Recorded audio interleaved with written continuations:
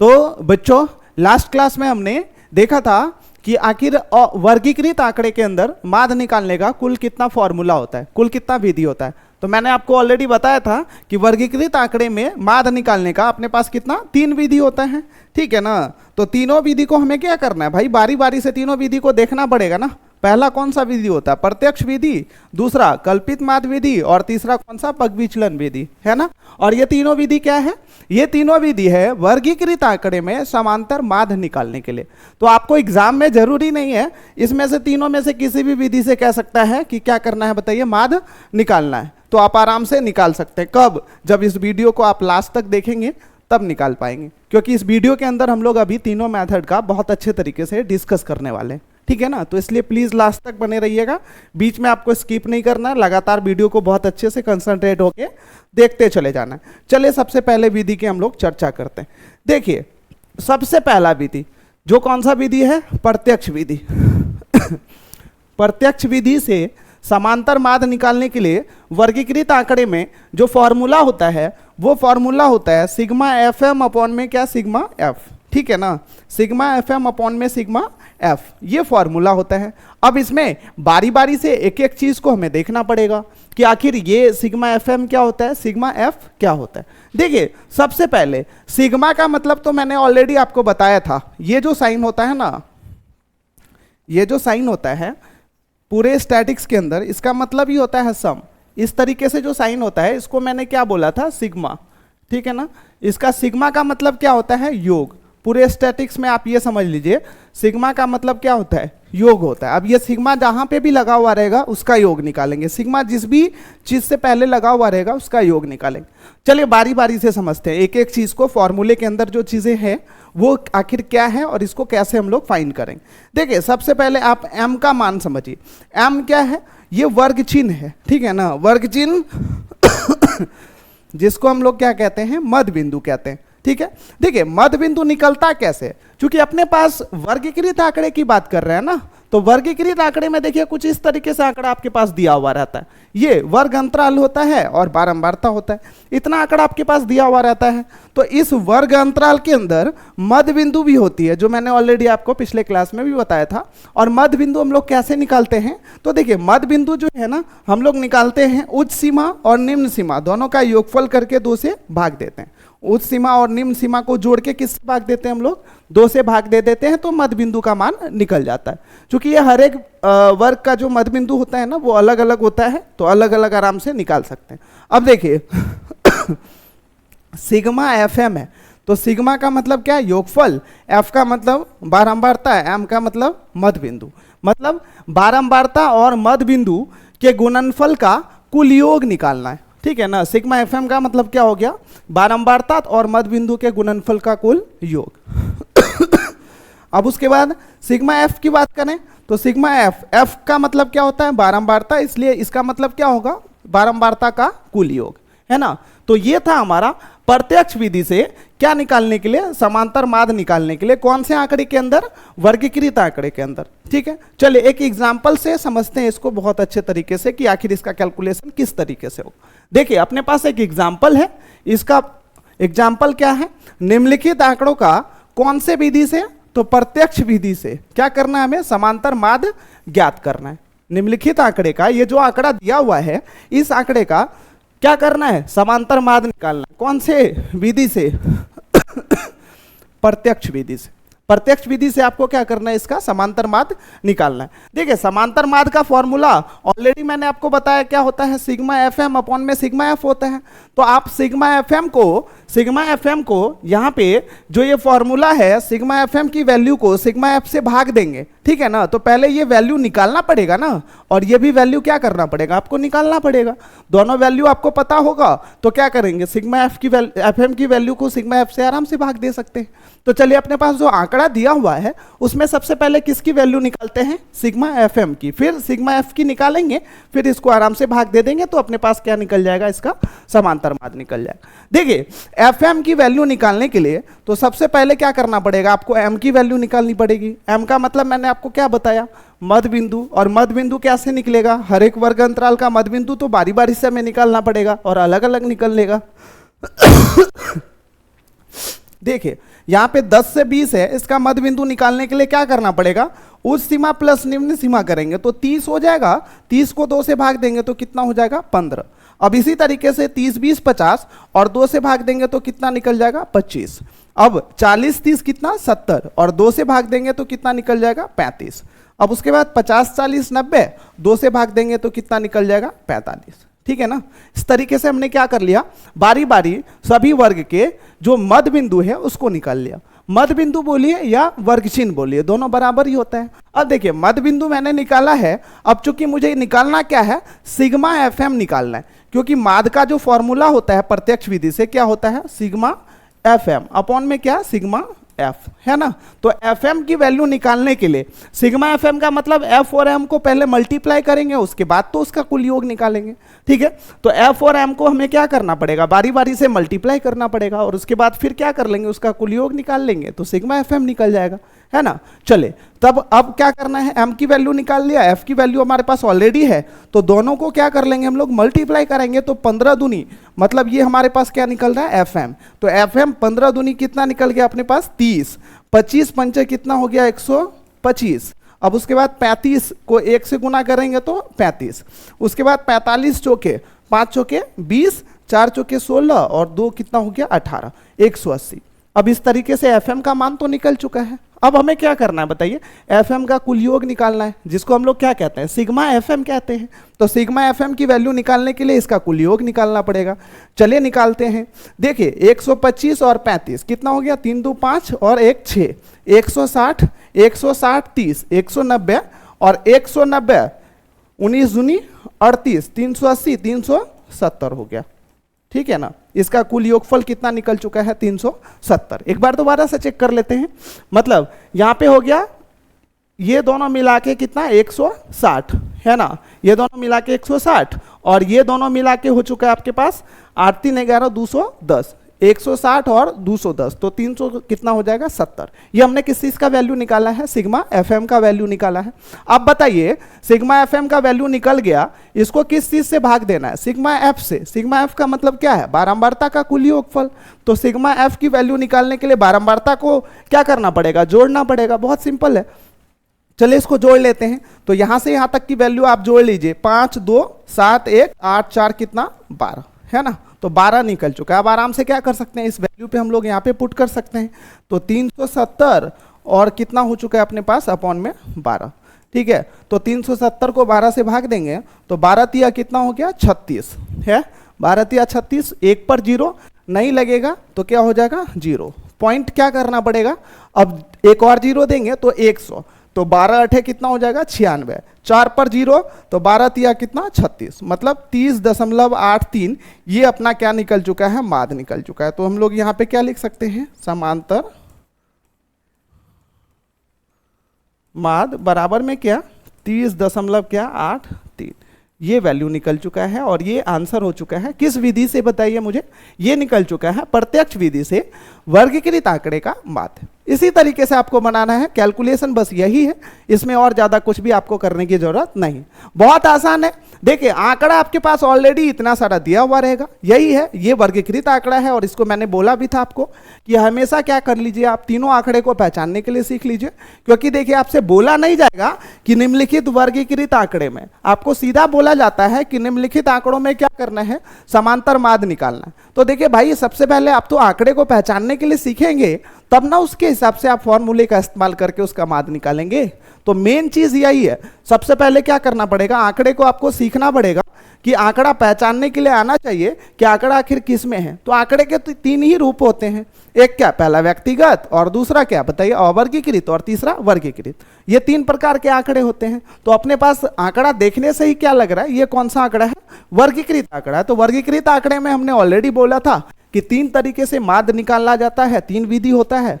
सबसे पहला कौन सा था, प्रत्यक्ष विधि। तो प्रत्यक्ष विधि से हमने अभी क्या सीखा, इसके अंदर माध्य निकालने के लिए सीखा है, ठीक है ना। चलिए अब इसके बाद यदि दूसरे विधि की बात करें तो प्रत्यक्ष के बाद देखिए दूसरा कौन सा विधि अपने पास, दूसरा विधि है कल्पित माध्य विधि। दूसरा कौन सा विधि है, कल्पित माध्य विधि, है ना।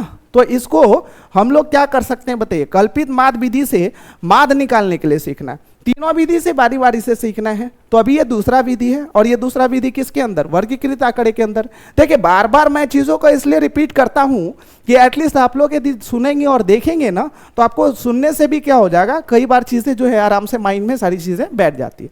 इसलिए मैं बार बार कहता हूँ कि ये हमारे पास दूसरा विधि है कल्पित माध्य विधि, वर्गीकृत आंकड़े में किस चीज़ को निकालने के लिए, माध्य को निकालने के लिए, ठीक है ना। तो चलिए देखते हैं समांतर माध्य आखिर कल्पित माध्य विधि से कौन से वर्गीकृत आंकड़े में किस तरीके से निकाला जाता है। देखिए इसका फॉर्मूला जो होता है वो होता है A plus sigma F D upon में क्या, सिग्मा एफ, ठीक है। तो अभी इस बारी बारी से इन सभी टर्म को हमें क्या करने की जरूरत है, बताइए, समझने की जरूरत है। क्या कि इसके अंदर ए क्या है और क्या एफ तो ऑलरेडी आपको पता है, इसमें नई सॉरी नई वैल्यू कौन सी है, डी है। तो डी का मान आखिर कैसे निकलेगा और है क्या।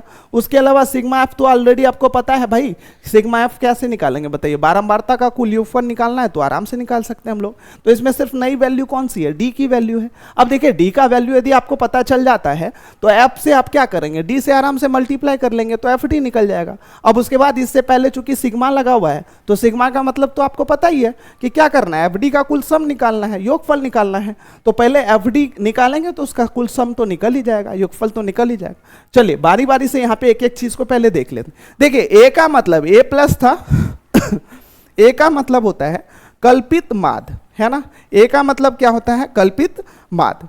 ए का मतलब है यहाँ पे अपने पास कल्पित सॉरी कल्पित माध्य, या इसी को अनुमानित माध्य भी कहा जाता है। ए को क्या कहा जाता है, कल्पित माध्य कहिए या फिर आप क्या कह सकते हैं, अनुमानित माध्य। देखिए नाम से क्या पता चल रहा है, अनुमानित माध्य का मतलब है कि हम लोग क्या करेंगे, एक यहाँ पे माध्य को अनुमान लगाए, मतलब एक वैल्यू को क्या कर लेंगे, पहले से मान लेंगे, हम लोग कल्पना कर लेंगे, उसको मान लेंगे कि यही हमारा क्या है, माध्य है ना। उसी को क्या कहेंगे, ए की वैल्यू कहेंगे। तो ए का मतलब कल्पित माध्य या फिर क्या, अनुमानित माध्य। अब ए की वैल्यू हम लोग कहाँ से लेते हैं, देखिए ए का मान जो है ना, ए का मान कहाँ से लिया जाता है ए का मान लिया जाता है, हमेशा याद रखिएगा, मध्य बिंदु को। ए का मान कहाँ से लिया जाता है, ए का मान कहाँ से लिया जाता है, वर्ग चिन्ह से लिया जाता है। ए का मान कहाँ से लिया जाता है, वर्ग चिन्ह बोलिए या मध्य बिंदु कहिए, तो वर्ग चिन्ह से लिया जाता है, ठीक है ना। अब ये ए का मान वर्ग चिन्ह से लेना है तो कोई भी ए का मान ले सकते हैं, मतलब वर्ग चिन्ह तो अपने पास अलग अलग होगा, क्योंकि चूंकि वर्ग अंतराल जितनी होगी वर्ग चिन्ह उतने ही होंगे।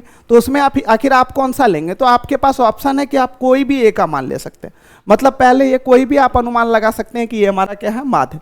तो ए का मतलब है कल्पित माध्य और अनुमानित माध्य जिसको कहते हैं हम लोग, और इसका वैल्यू हम लोग कहाँ से लेते हैं, वर्ग चिन्ह से लेते हैं। चलिए डी का मतलब होता है विचलन। अब देखिए विचलन की वैल्यू हम लोग कैसे लेते हैं, जो हमारा मध्य बिंदु होता है ना, उसमें से हमने जिसको अनुमानित माध्य माना हुआ होता है उसकी वैल्यू को क्या करते हैं, घटाते हैं। एम में से ए की वैल्यू को क्या करते हैं, घटाते हैं। अब उसके बाद सिग्मा एफ डी है, तो देखिए नाम से ही पता चल रहा है एफ और डी के गुणनफल का हमें क्या करना पड़ेगा, कुल योग निकालना पड़ेगा। एफ मतलब क्या, बारंबारता, डी का मतलब क्या, डी का मतलब हो गया विचलन, और एफ और डी को दोनों को मल्टीप्लाई करेंगे और उसके बाद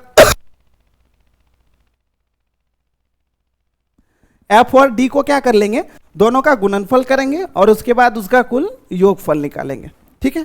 चलिए सिग्मा एफ का मतलब होता है बारंबारता का कुल योग। इतना तक तो समझ ही आ गया होगा। इसके अंदर जो टर्म है उसको हमने बारी बारी से देख लिया कि क्या क्या कौन सा टर्म है। अब देखिए इसके ऊपर कैलकुलेशन है, ये चूंकि मैंने इसलिए लिखा कि आपको कैलकुलेशन करने में ज़्यादा प्रॉब्लम नहीं आएगी। देखिए ए का मतलब अनुमानित माध्य जो है वो मैंने कहाँ से बोला था, मध्य बिंदु से मानने के लिए बोला था। और चूंकि क्या है आपके पास ऑप्शन है, मध्य बिंदु में से आप किसी भी वैल्यू को क्या कर सकते हैं, अनुमानित माध्य आराम से मान सकते हैं, ठीक है ना। तो चलिए अब इसके ऊपर एक एग्जाम्पल देखेंगे और एग्जाम्पल से इसको क्या करते हैं, बहुत अच्छे तरीके से क्लियर करते हैं। अपने पास एक एग्जाम्पल है, यहाँ पे देखिए निम्नलिखित आंकड़े का आपको क्या करना है बताइए मुझे। निम्नलिखित आंकड़े का जो है ना क्या करना है आपको, यहाँ पे समांतर माध्य निकालना है, ठीक है। निम्नलिखित आंकड़े का आपको क्या करना है, समांतर माध्य निकालना है। तो निम्नलिखित आंकड़े का समांतर माध्य निकालना है, कौन से विधि से निकालना है, तो कल्पित माध्य विधि से निकालना है। यहाँ पे देखिए लिखा हुआ भी है किस विधि से हमें समांतर माध्य निकालना है, कल्पित माध्य विधि से। सॉरी एक सेकेंड, इसको थोड़ा मैं पहले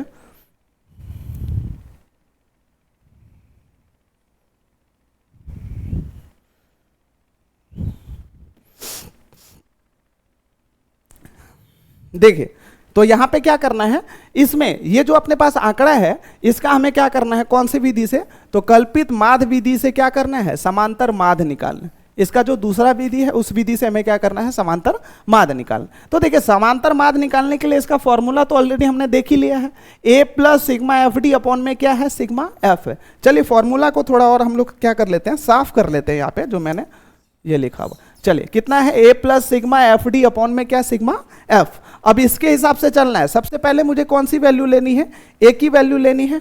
तो सबसे पहले मुझे जब a की वैल्यू लेनी है तो a मैंने क्या बोला, अनुमानित माध्य बोला है। a का वैल्यू लेने के लिए सबसे पहले मैंने क्या बोला था, a क्या है, a जो है वो अनुमानित माध्य है। उसके बाद हम लोग क्या करेंगे, सिग्मा एफ डी निकालेंगे, फिर सिग्मा एफ निकालेंगे और सिग्मा एफ डी को क्या करेंगे, सिग्मा एफ से भाग दे देंगे। तो इस तरीके से आराम से निकल जाएगा समांतर माध्य। चलिए बारी बारी से करते हैं। सबसे पहले तो मुझे a चाहिए, तो a निकालने के लिए मैंने क्या बोला कि a का मान हम लोग क्या करते हैं, मध्य बिंदु में से, मतलब अपने पास जो वर्ग अंतराल होता है आंकड़े का उसके मध्य बिंदु में से किसी भी वैल्यू को हम लोग क्या कर सकते हैं, पहले मान सकते हैं कि ये हमारा अनुमानित माध्य है। इसमें कोई टेंशन नहीं है, ठीक है, आप किसी भी वैल्यू को मान सकते हैं। तो चलिए देखते हैं, सबसे पहले क्या करना पड़ेगा, m का वैल्यू निकालना पड़ेगा। क्यों, क्योंकि मुझे a की वैल्यू लेट करनी है ना, तो m की वैल्यू सबसे पहले मुझे क्या करनी पड़ेगी, बताइए, मुझे निकालनी पड़ेगी। तो m की वैल्यू निकालने के लिए हम लोग यहाँ पे क्या लिख देते हैं, m लिख देते हैं। अब देखिए m निकालने के लिए इस वर्ग अंतराल का m कैसे निकलेगा, 20 10 30 को 2 से भाग देंगे तो कितना निकलेगा, बताइए, 15, ठीक है ना। यहाँ पे 15 निकल जाएगा, 20 10 15 निकल जाएगा। अब इसी तरीके से 30 20 50, इसका m कितना निकलेगा, 25, 40 30 70, इसका m कितना निकलेगा, 35, और 50 40 90, इसका कितना निकलेगा, 45, है ना। इस तरीके से m निकाल लिया। अब देखिए इस m की वैल्यू में से आप किसी भी वैल्यू को क्या कर सकते हैं, a की वैल्यू लेट कर सकते हैं, और जिस भी वैल्यू को लेट करेंगे उसकी वैल्यू को आप जस्ट क्या करेंगे, आंकड़े के ऊपर लिखेंगे। आप एक चीज याद रखिएगा, आपके पास आंकड़ा इतना ही दिया हुआ रहेगा, बाकी ये कॉलम आपको क्या करना पड़ेगा, इसी आंकड़े के अंदर अलग से तैयार करना पड़ेगा, ठीक है ना। तो एग्जाम में क्वेश्चन आता है तो उसके हिसाब से आपको क्या करना पड़ेगा, अलग से जो है कॉलम वो तैयार करना पड़ेगा, जिस भी चीज की आपको जरूरत होगी उस चीज का कॉलम।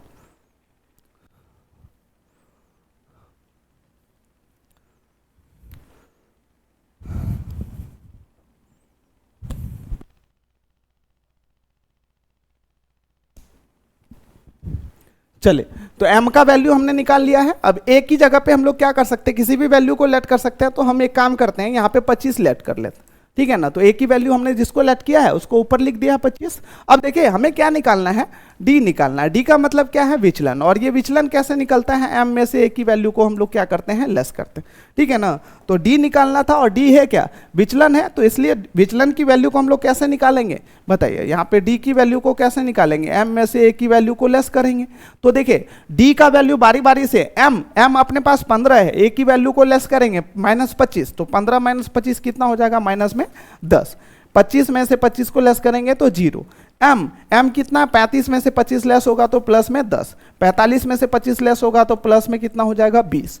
तो d का वैल्यू भी तो निकल चुका है। अब मुझे क्या करना है, d को f से मल्टीप्लाई करना है, क्योंकि fd निकालना था और fd का टोटल सम निकालना है ना। तो सब कॉलम तो दिया हुआ ही है। अब fd निकालने के लिए मुझे क्या करना पड़ेगा, f को d से मल्टीप्लाई करना पड़ेगा। तो f को d से मल्टीप्लाई करेंगे तो इस कॉलम का नाम क्या हो जाएगा, fd। देखिए f कितना है, 2, d के जगह पे माइनस में 10, तो कितना हो जाएगा, माइनस में 20। अब ये 0, अब उसके बाद 10 को 1 से गुना करेंगे तो 10, और 20 को 4 से गुना करेंगे तो 20 चौके कितना हो गया, 80।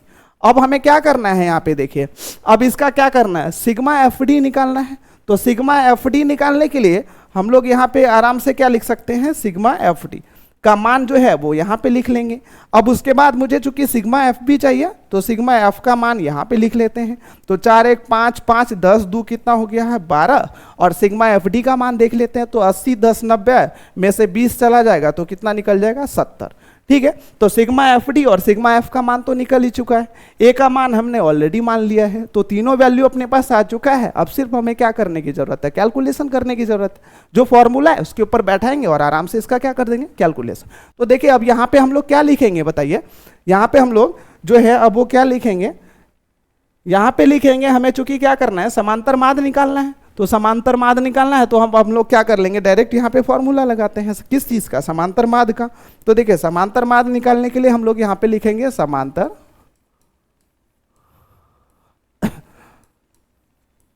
माध्य। ब्रैकेट में लिख देते हैं इसका संकेत। इसका फॉर्मूला क्या होता है, A plus sigma F D upon में क्या, सिग्मा एफ, है ना। चलिए ए का मान जो है अपने पास कितना है, देखिए ए का मान यहाँ पे कितना है, ए का मान हमने 25 माना हुआ है ना। तो ए की जगह पे क्या कर लेंगे, 25 की वैल्यू को पुट कर लेंगे, प्लस में सिग्मा एफ डी का मान जो है वो अपने पास कितना आया है, सिग्मा एफ डी का मान 70 है और ये 12 है, ठीक है। तो प्लस में क्या 70 और सिग्मा एफ का मान कितना 12। अब इसको आराम से सॉल्व कर लेंगे तो 25 के अपॉन में नहीं कुछ है तो कितना है 1। अब इन दोनों का एलसीएम ले लिया तो कितना हो गया 12, ठीक है ना। 12 को करेंगे तो 1 से 12 और 25 को 12 से करेंगे तो कितना हो जाएगा 300, प्लस में कितना 70। तो अब ये 300 प्लस 70 कितना हो जाएगा 370 और अपॉन में क्या 12। देखिए 370 को हमने क्या कर लिया है, प्रत्यक्ष विधि में भी 370 को हमने प्रत्यक्ष विधि में भी 370 को 12 से भाग दिया था तो 30.83 आया था। और यहाँ पे भी क्या कर लेंगे, इसको भाग देंगे तो हमारे पास आंसर कितना आएगा 30.83।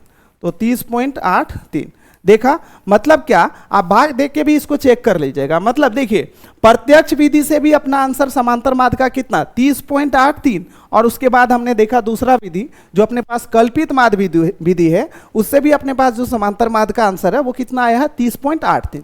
मतलब आप माध्य किसी भी विधि से निकालिए, आपका आंसर क्या होने वाला है बताइए, सेम ही आएगा, अलग अलग नहीं आने वाला है ना। चलिए यहाँ तक तो आखिर आपको समझ आ ही गया होगा, बहुत आसान सा कैलकुलेशन है। अब इसके बाद जो आप एक और विधि है उसकी डिस्कशन हम लोग करेंगे इसके नेक्स्ट वाले वीडियो में, है ना। तब तक के लिए आप लोग क्या कीजिए बताइए, एक छोटा सा काम है, इसी चैनल को एडुरल क्लासेस को सब्सक्राइब कर लीजिए, अपने दोस्तों तक शेयर भी कर लीजिए और इसी तरीके से लगातार हमारे साथ बने रहिए ताकि आपके एग्जाम में आपको क्या लगे, एक एक क्वेश्चन बहुत ज़्यादा आसान लगे। चलिए मिलते हैं नेक्स्ट क्लास में अगले टॉपिक के साथ, अगले डिस्कशन के साथ। तब तक के लिए आप सभी का बहुत बहुत धन्यवाद।